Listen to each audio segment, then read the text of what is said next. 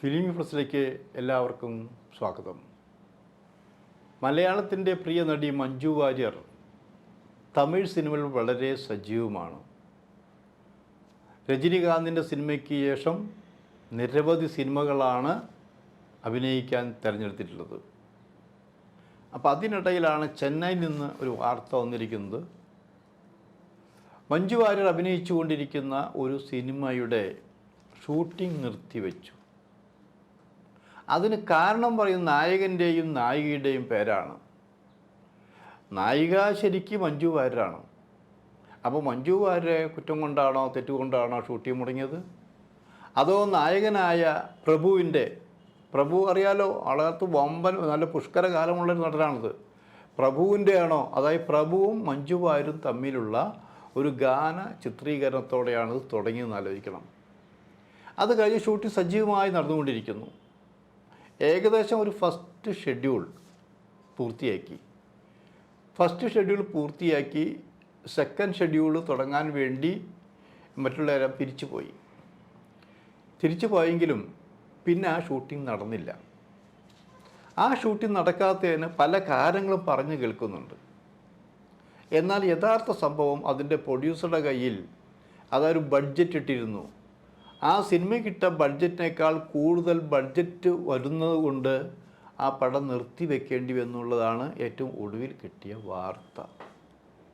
അപ്പോൾ ഈ സിനിമയ്ക്ക് മഞ്ജു വാര്യരെ പോലെ പ്രഗത്ഭ നടിയുണ്ടായിട്ടും പ്രഭുവിനെ പോലെ പ്രഗത്ഭ നടനുണ്ടായിട്ടും ഇങ്ങനെ ഒരു സിനിമ നിർത്തിവെക്കേണ്ടത് ഗതികേട് കൊണ്ടല്ലേ എന്ന് ചോദിക്കുന്നവരുണ്ട്. എന്തായാലും സജീവമായിക്കൊണ്ടിരിക്കുകയാണ് ഈ അഭിനയ രംഗം.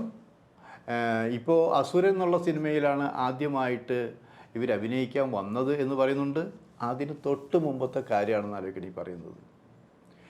തമിഴ് സിനിമയിൽ അഭിനയിക്കാൻ ആദ്യം വിസമ്മതം കാണിച്ചെങ്കിലും, കാരണം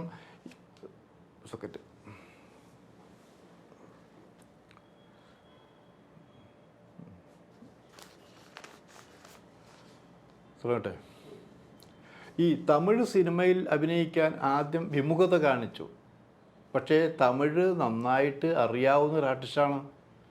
മഞ്ജു വാര്യർ ജനിച്ചതും വളർന്നതും നാഗർകോവിലാണ്. അവിടെയായിരുന്നു അച്ഛന് ജോലി. അപ്പോൾ തമിഴിൽ അഭിനയിക്കാൻ കുഴപ്പമൊന്നുമില്ല. എങ്കിലും തമിഴ് സിനിമയോട് ആദ്യം അത്ര താല്പര്യം കാണിച്ചിരുന്നില്ല. ആ സിനിമ ഏതാണെന്ന് അറിയാമോ ശരിക്കും നിങ്ങൾക്ക്?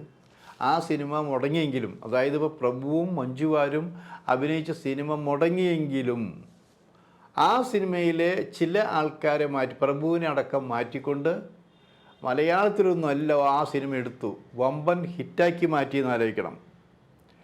Summer in Bethlehem. പാട്ടുകൾ മനോഹരം, സിനിമ മനോഹരം.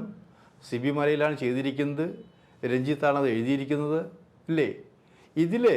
ഇവിടെ വന്നപ്പോൾ അതിൽ പ്രഭു അഭിനയിച്ച റോളിൽ ഇവിടെ വന്നത് അഭിനയിച്ച സുരേഷ് ഗോപിയാണെന്ന് ആലോചിക്കണം. മഞ്ജു വാര്യരൊക്കെ. അപ്പം അങ്ങനെ ഒരു തമിഴ് സിനിമയിൽ അഭിനയിച്ച് അതിൻ്റെ ഫസ്റ്റ് ഷെഡ്യൂൾ പൂർത്തിയാക്കി അത് നിന്നുപോയി. അതേ സംഭവം അതേ സിനിമ തന്നെ മലയാളത്തിലെടുത്തത് ഹിറ്റാക്കി മാറ്റി എന്നാലോചിക്കണം. ഇതിങ്ങനെ പറയാൻ കാരണം തമിഴിനോട് താല്പര്യമില്ലാതിരുന്ന മഞ്ജു വാര്യർ അസുരൻ എന്നുള്ള സിനിമയോടുകൂടി അവിടെ സജീവമായി. അസുരൻ നിങ്ങൾ കണ്ടു കാണും. നമ്മളത് ആലോചിക്കുകയും വെച്ചാൽ മലയാളത്തിൽ ഇതുമാതിരി ഒരു കഥാപാത്രത്തെ മഞ്ജു വാര്യർ ചെയ്തിട്ടുണ്ടോ എന്ന് ചോദിച്ചാൽ റോളുകളൊക്കെ ചെയ്തിട്ടുണ്ട്. ഇത് തമിഴ്നാടിനെ സംബന്ധിച്ച് ധനുഷ് വിളിച്ചിട്ടാണ് മഞ്ജു വാര്യർ അഭിനയിക്കാൻ പോയെന്ന് അറിയുന്നത്. ധനുഷാണ് മഞ്ജു വാര്യരുടെ ഭർത്താവ്. പ്രായമായ മക്കളുടെ അമ്മയാണെന്ന് അറിയിക്കണം. ഗ്രാമീണ പശ്ചാത്തലത്തിലുള്ള സിനിമയാണെന്ന് അറിയിക്കണം. അതൊരു ജാതീയമായിട്ടുള്ള സിനിമയാണെന്ന് അറിയിക്കണം. അവിടെ ചില ഗ്രാമങ്ങളിൽ ജാതി വർഗീയത എല്ലാം ഉണ്ടെന്ന് ആലോചിക്കണം. അവിടെ കാണിക്കുന്നൊരു പെണ്ണിൻ്റെ പ്രതികാരമാണെന്ന് ആലോചിക്കും. പ്രതികാരത്തോടുകൂടി മുന്നോട്ട് പോകുന്ന കഥാപാത്രമാണ് മഞ്ജു വാര്യർ അഭിനയിച്ചത്.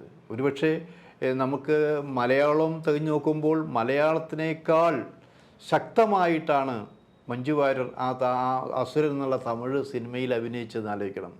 ആ സിനിമയ്ക്ക് അന്ന് അതിൻ്റെ അഭിനയത്തിന് മഞ്ജു വാര്യർക്ക് നാഷണൽ അവാർഡ് കിട്ടുമെന്ന് പറഞ്ഞവരുണ്ട്, പത്രങ്ങൾ എഴുതിയിട്ടുണ്ട്, എല്ലാം ഉണ്ട്.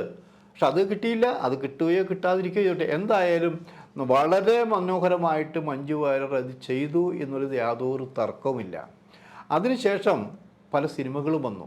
മലയാളം ഉപേക്ഷിക്കാതെ തന്നെ പല സിനിമകളും ചെയ്തു. രജനികാന്തിൻ്റെ സിനിമ ചെയ്തു. അതിന് മുമ്പ് ഇപ്പോൾ വിരലാണ് 4-5 സിനിമകൾ ഒരേ സമയം അവർ അഭിനയിച്ചു കൊണ്ടിരിക്കുകയാണെന്ന് ആലോചിക്കണം.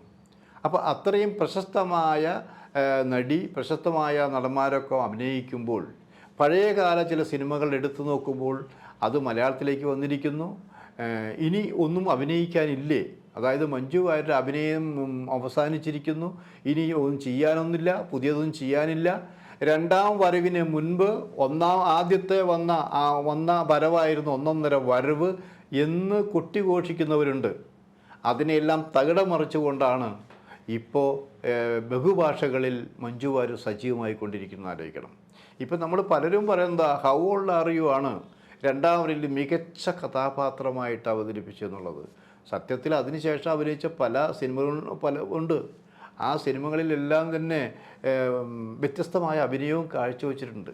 അത് മഞ്ജു വാര്യരെ സംബന്ധിച്ച് ഒരു കാര്യം എന്ന് പറഞ്ഞാൽ, അഭിനയിക്കാൻ ഇറങ്ങിയാൽ പിന്നെ മേലും കീഴും നോക്കുകയില്ല, അപകടങ്ങളെക്കുറിച്ച് ചിന്തിക്കില്ല. അതായത് പ്രത്യേകിച്ച് കാണാപ്പാടൊന്നും പഠിക്കില്ല. ക്യാമറയ്ക്ക് മുന്നിൽ ചെന്ന് അഭിനയിക്കണം, അതിനു വേണ്ടി പ്രത്യേക തയ്യാറെടുപ്പുകൾ നടത്തിയിട്ടൊന്നുമല്ല മഞ്ജു വാര്യർ വരുന്നത്. കാരണം അങ്ങനെ തയ്യാറെടുപ്പുകൾ നടത്തിയാൽ ക്യാമറയ്ക്ക് മുന്നിൽ ചെല്ലുമ്പോൾ അതെല്ലാം മറന്നു പോകും. പല സംവിധായകരും അത് പറഞ്ഞിട്ടുണ്ട്.